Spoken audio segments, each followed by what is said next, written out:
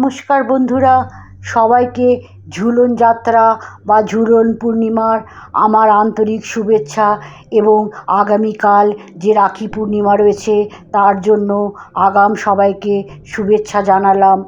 ঝুলন সাধারণত শ্রাবণ মাসের পূর্ণিমা তিথিতে পালিত হয়। এই উৎসবে রাধাকৃষ্ণের মূর্তিগুলোকে দোলনায় সাজিয়ে পুজো করা হয়।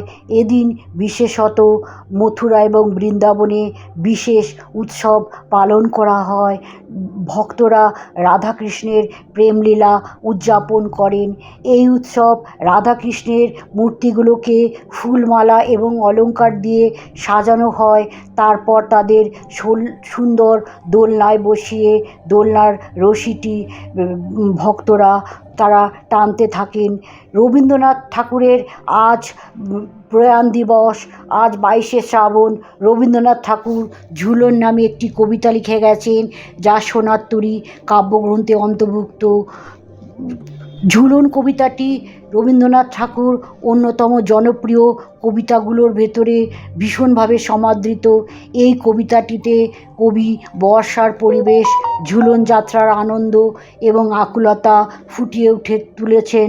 কবি লিখেছেন, আমি পরাণের সাথে খেলিব আজকে মরণ খেলা, নিশীথ বেলা সগন বরষা গগন আধার, হেরো বাড়ি ধারে কাঁদে চারিধার, ভীষণ রঙ্গে ভরত রঙ্গে ভাষায় ভেলা, বাহিরে হয়েছে স্বপ্ন শয়ন করিয়া হেলা রাত্রিবেলা। আজ থেকে বেশ কিছু বছর আগে ঝুলন যাত্রা নিয়ে একটা আলাদাই আকর্ষণ ছিল। আমরা ছোটোবেলাতে এই ঝুলন যাত্রা প্রায় এক সপ্তাহ ধরে পালন করতাম। বিভিন্ন দোকান থেকে আমরা ছোট ছোট মাটির পুতুল কিনে রাস্তা বানাতাম। কখনো রাস্তায় ট্রাফিক, কখনো স্কুল ঘর, কখনো বা পুলিশ যে থানা, কখনো বা যে ঘাসের চাইগুলোকে তুলে নিয়ে এসে পাহাড় বানানো, পাহাড়ে বিভিন্ন পাখি, কখনো পুকুর বানিয়ে হাঁসকে বা বিভিন্ন মাছকে সেই জলের ভেতরে ভাসিয়ে দেওয়া ভীষণভাবে আনন্দ ছিল। আমার মনে হয় আমার সকল বন্ধুরাই ঝুলন সাজিয়ে এই আনন্দটা নিয়েছেন। আজ এই ঝুলন যাত্রা মোস্টলি বিভিন্ন মন্দিরে আর কয়েকটি বনিদি বাড়িতে পালন করা হয়। এই যে ঝুলন উৎসবের অঙ্গ হিসাবে শুধু রাধা নন, গোপিনীরাও অংশগ্রহণ করেন। কৃষ্ণপ্রেমে মত্ত হয়ে তারা সকলেই মদন মোহনকে ঘিরে নৃত্য করেন। স্বয়ং কৃষ্ণও সেই তালে তালে পা মেলান। দেশের বিভিন্ন কৃষ্ণ মন্দিরে এই ধরনের মূর্তি দেখা যায় ঝুলনের সময়। তবে বেশিরভাগ ক্ষেত্রেই নিত্য পূজিত রাধাকৃষ্ণের যুগল মূর্তিকে দোলনায় বসিয়ে রাখা হয়। ভক্তরা ধীরে ধীরে দোলনার রশিতে টান দেন। ঝুলনের নির্দিষ্ট কোনো নিয়ম নেই। এই উৎসব হচ্ছে প্রেম, ভালোবাসা আর ভক্তির এক উৎসব। ঝুলন যাত্রায় অংশগ্রহণ করতে আমাদের আজও মায়াপুরের বিভিন্ন মন্দিরে, নবদ্বীপ, মায়াপুর, শান্তিনিকেতন, শান্তিপুরে ছুটে আসেন। শ্রীকৃষ্ণ মহাপ্রভুর জন্মস্থান নবদ্বীপ এবং বিশেষত মায়াপুরে যেরকমভাবে ঝুলন উৎসব পালন করা হয় তা পশ্চিমবঙ্গের আর কোথাও বিশেষভাবে দেখা যায় না। যদিও বিভিন্ন ইস্কন মন্দিরগুলোতে এই ঝুলন উৎসব পালন করা হয়। কৃষ্ণের বাল্যকাল থেকে কিশোর পর্যন্ত নানা কার্যকলাপ পুতুল দিয়ে সাজানো হয়, যা ঝুলনের এক বিশেষ আকর্ষণ। ভক্তরা বিশ্বাস করেন এই ঝুলন উৎসবে রাধাকৃষ্ণকে দোলনায় দোলালে কৃষ্ণ খুবই খুশি হয়ে থাকেন।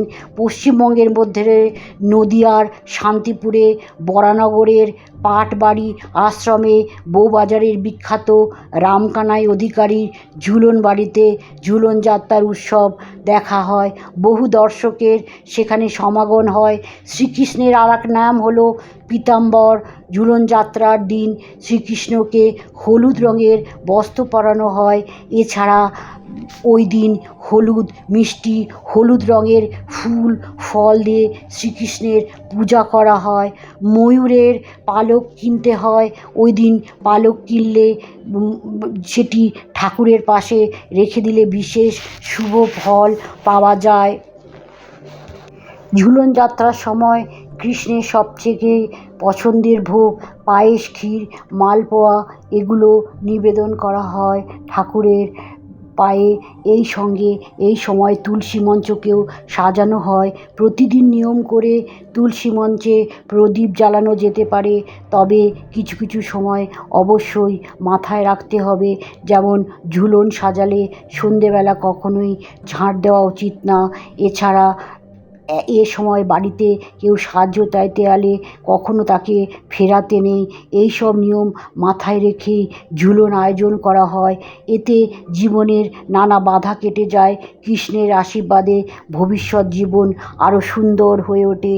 বন্ধুরা, আজ আমি যে ঝুলনটি করেছি, সেই ঝুলনের সাজানোটি আমি কার্ডবোর্ড দিয়ে একটি ঘর বানিয়েছি, যেটাকে মনে করেছি শ্রীকৃষ্ণের যেন ঘর এটা। এরপর সেটিকে সাজিয়ে নিয়েছি মনের মতো, যেরকম ইচ্ছা হয়েছে সেই রকম করে আমি একটু আলপনা দিয়েছি। তারপর একটা বাড়ির চারিদিকে আমি গেট বেড়া লাগিয়ে দিয়েছি, এবং কৃষ্ণের যাতে জল পান করতে পারেন তার জন্য একটা ছোট্ট কুয়ো, আর কৃষ্ণের যাতে ভোগ সবসময় বানানো যায় তার জন্য একটা মড়াই বানিয়ে নিয়েছি। এরপর আমি এই জিনিসগুলোকে রং করে নিয়েছি। মোস্টলি আমি এই যে মাটির যে কালার হয় সেই কালার দিয়েই ঝুলনের সমস্ত জিনিসটাকে রং করার চেষ্টা করেছি। তারপর একটি শ্রীকৃষ্ণকে আমি এখানে দোলনায় ঝুলিয়ে দিয়েছি, আরেকটি শ্রীকৃষ্ণকে ঘরের সামনে স্থাপন করেছি। আমি এটিকে নাম দিয়েছি শ্রীধাম ঝুলন সাজানো ঘর, ঝুলন সাজানো কৃষ্ণ ঘর। তারপর চারিদিকে আমি একটা আলো কিনে সাজিয়ে দিয়েছি। নমস্কার বন্ধুরা।